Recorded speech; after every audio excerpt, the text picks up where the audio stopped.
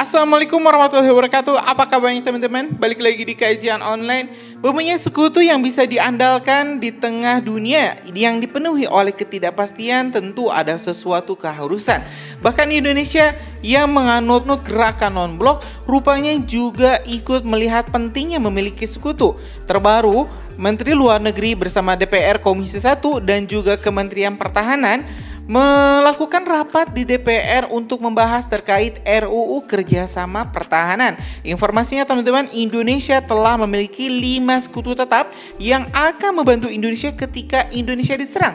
Informasi ini teman-teman kita dapat dari kompas.com, tetapi ada juga informasi ini telah dirilis oleh RRI, ada juga dari Detik News, tapi di sini kita ambil dari kompas.com di artikel yang berjudul bahas 5 RUU kerjasama bidang pertahanan, Menlu dunia semakin penuh ketidakpastian. Kita bakal cek teman-teman informasinya dan sambil kita bacakan press release-nya, kita juga bakal play. Ini ada cuplikan dari kegiatan rapat yang dilakukan oleh Menteri Luar Negeri Ibu Retno Marsudi bersama Komisi 1 DPR RI dan juga Wakil Menteri Pertahanan.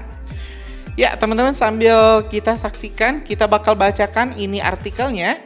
Menteri Luar Negeri RI, Menlu Retno Marsudi mengungkapkan peningkatan kerjasama pertahanan dengan negara lain diperlukan guna mendukung ketahanan nasional.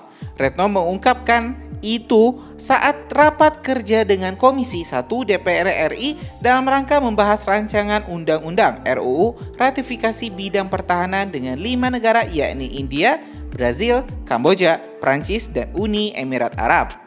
Sebagai informasi bahwa pembentukan kerjasama ini semakin penting dilakukan karena dapat meningkatkan ketahanan nasional Indonesia di tengah dunia yang semakin dipenuhi ketidakpastian dan rivalitas geopolitik semakin tajam, kata Retno ditemui di Kompleks Parlemen Senayan, Jakarta Rabu 19 Juni 2024. Ia melanjutkan, kerjasama ini juga dilakukan dengan menghormati atau menjalankan prinsip-prinsip dasar Indonesia, yakni politik luar negeri bebas aktif.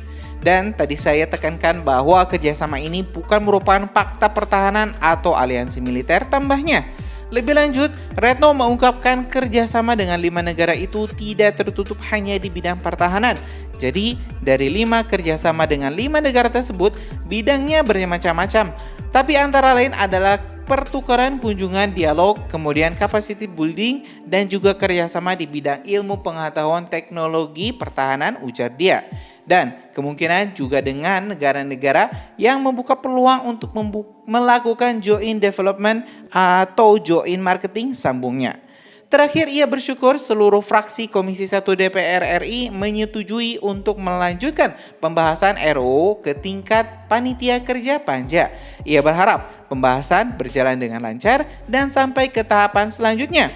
Diberitakan sebelumnya Komisi 1 DPR RI bersama Menlu dan Wakil Menteri Pertahanan Muhammad Herindra mengadakan rapat kerjasama membahas 5 RUU ratifikasi bidang pertahanan dengan 5 negara.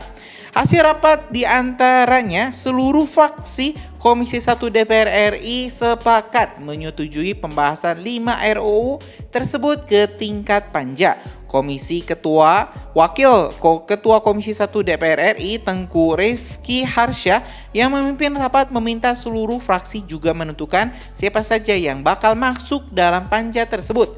Selanjutnya, kita telah menyelesaikan rangkaian rapat dan juga mendengarkan juga tanggapan dari 9 fraksi, termasuk kesepakatan untuk DIM RUU dan DIM penjelasan yang ditugaskan kepada Panja. Untuk selanjutnya kemudian masing-masing Komisi 1 DPR RI dan pemerintah akan bentuk Panja, kata Tengku Rifki.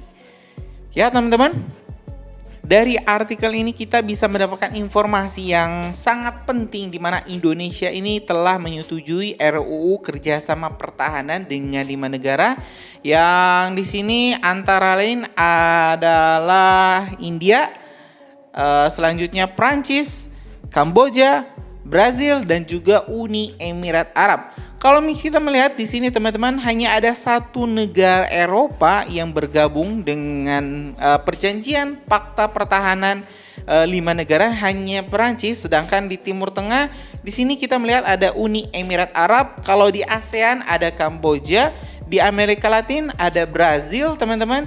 Jadi memang kita lihat hampir di semua benua ya, kecuali di sini kalau saya belum melihat itu Afrika, kecuali minus Afrika. Jadi di benua Asia ada India, ada Kamboja, ya di Eropa ada Prancis, Amerika Latin ada Brazil, dan juga di Timur Tengah ada Uni Emirat Arab. Hampir dari semua benua ini kita punya perwakilan atau ya aliansi. Kalau misalnya memang tadi Bu Retno menyebutnya ini bukan aliansi, tapi ya bisa jadi teman-teman 5 negara ini bisa akan membentuk fakta pertahanan kalau misalnya memang dibutuhkan. Jadi saat ini memang masih perjanjian kerjasama pertahanan di bidang teknologi, pengembangan militer. Tapi ya ini baru bahasan awal.